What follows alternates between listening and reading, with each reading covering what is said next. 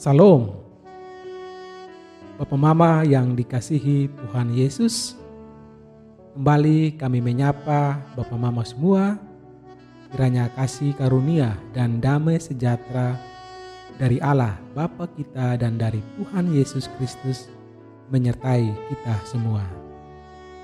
Kita akan mendengarkan renungan harian terbitan Sulu Injil edisi Selasa 29 Juli 2025. Pembacaan firman Tuhan terambil dari kitab Amsal pasal 3 ayat 1 hingga ayatnya yang ke-10 di bawah tema kebenaran tunggal. Dan nas firman Tuhan berkata, "Janganlah engkau menganggap dirimu bijak, takutlah akan Tuhan."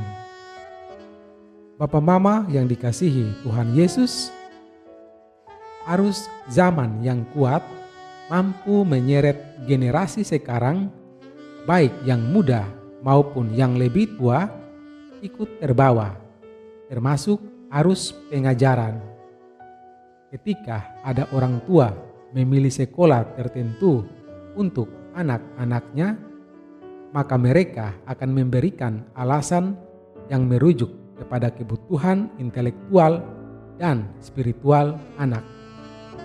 Jika memilih sekolah Kristen, maka prioritas pendidikan spiritual yang sesuai Alkitab yang menjadi alasan utama.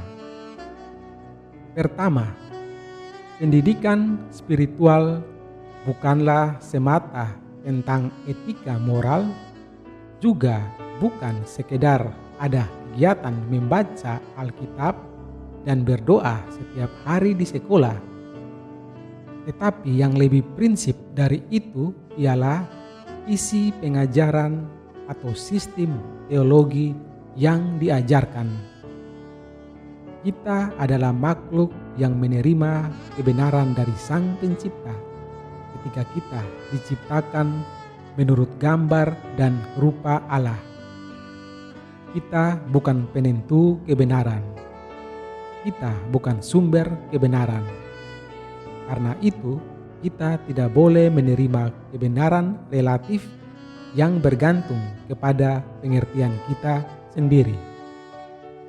Pengajaran kebenaran akan membawa orang percaya menikmati kesejahteraan dalam relasi dengan sumber kebenaran, akan menikmati kemurahan dan penghargaan dari Allah, akan dituntun di jalan yang lurus, akan berbahagia menikmati setiap berkat Tuhan tanpa menjadi serakah.